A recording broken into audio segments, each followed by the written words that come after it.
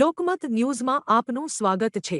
ગુજરાત માધ્યમિક અને ઉચ્ચતર માધ્યમિક શિક્ષણ બોર્ડ દ્વારા આયોજિત ધોરણ 10 અને 12 કોમર્સ અને સાયન્સ પ્રવાહની બોર્ડ પરીક્ષાનો આજથી રાજ્યભરમાં શુભ પ્રારંભ થયો છે। 15 લાખથી વધુ વિદ્યાર્થીઓ વિવિધ કેન્દ્રો પર ઉત્સાહ અને આત્મવિશ્વાસ સાથે પરીક્ષા આપવા પહોંચ્યા હતા। વડોદરા શહેરમાં અંદાજે 72,000થી વધુ વિદ્યાર્થીઓએ પરીક્ષા આપી। ઉર્મી સ્કૂલ ખાતે દર વર્ષની પરંપરા મુજબ વિદ્યાર્થીઓનું ઢોલ નગારા સાથે ઉષ્માભેર સ્વાગત કરવામાં આવ્યું। મોઢું મીઠું કરાવી અને પુષ્પ અર્પણ કરી શુભેચ્છાઓ પાઠવવામાં આવી। આ પ્રસંગે મેયર પિંકીબેન સોની ઉપસ્થિત રહી વિદ્યાર્થીઓને હિંમત અને આત્મવિશ્વાસ સાથે પરીક્ષા આપવા પ્રોત્સાહિત કર્યા। સ્કૂલ પ્રશાસન દ્વારા નિષ્પક્ષ પરીક્ષા માટે ખાસ વ્યવસ્થા સાથે પશ્ચાતાપ પેટી પણ મુકાઈ હતી। ઉત્સાહ અને શુભેચ્છાઓના માહોલ વચ્ચે રાજ્યભરમાં બોર્ડ પરીક્ષાનો શાંતિપૂર્ણ પ્રારંભ થયો છે।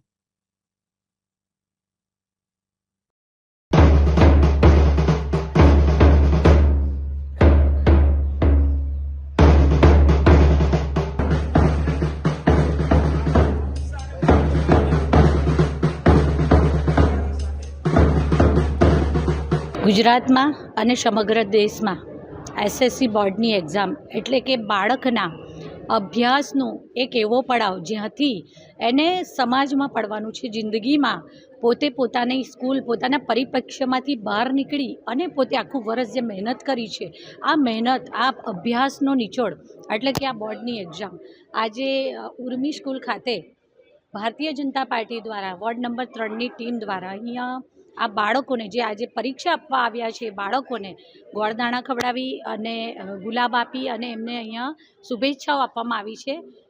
આખું વર્ષ ખૂબ મહેનત કરી અને બાળક જ્યારે પૂરેપૂરી પ્રતિબદ્ધતાથી અભ્યાસ કરે છે ત્યારે એના પૂર્ણ આખા વર્ષના અભ્યાસનો નિચોડ આજે એને પરીક્ષા ખંડમાં એનો થતો હોય છે। ત્યારે શુભેચ્છાઓ આપવાની સાથે હું બાળકને પણ કહીશ કે કોઈ પણ પરીક્ષા એ આપણી જીવનનો આખા જીવનને કદી ક્યારેય નક્કી કરતું નથી હોતું।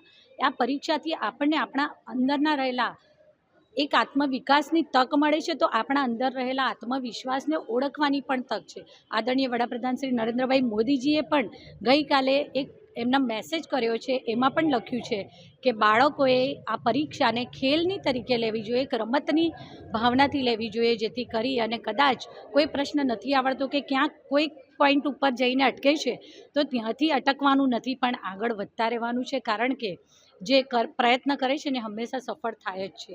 અહીંયા આપણે જોઈશું કે પશ્ચાતાપ પેટીનો પણ અહીંયા મૂકવામાં આવી છે।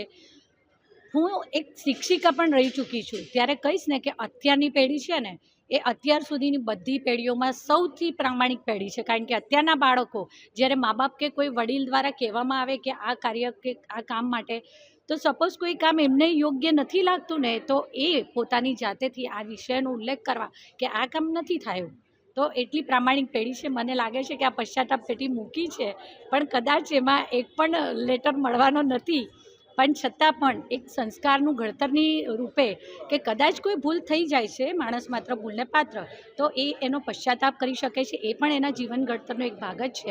હું શુભેચ્છા પાઠવું છું ઉર્મી સ્કૂલને અને એમની ટીમને કે એમણે આ પશ્ચાતાપ પેટી મૂકી અને બાળકને પોતાના સ્વની ઓળખ માટેની એક અનેરી તક આપી છે। मैं उर्मी स्कूल में आई छूँ ने बहु एक्सपेक्टेशन साथ आई छूँ कि पेपर बहुत सारू जाए, बहु प्रेक्टिस करी है, थोड़ू बीक है बट कोई नहीं थई जशे। અને specially thanks to all are teachers જે એમને બહુ હેલ્પ કરી છે, એન્ડ ટાઈમ સુધી પણ એમને અમે બહુ હેલ્પ કરી છે। Thank you. બહુ મહેનત તો બહુ કરી છે, રાતભર જાગીને વાંચ્યા છે, પણ એક્સપેક્ટેશન છે કે સારું જાય। Thank you.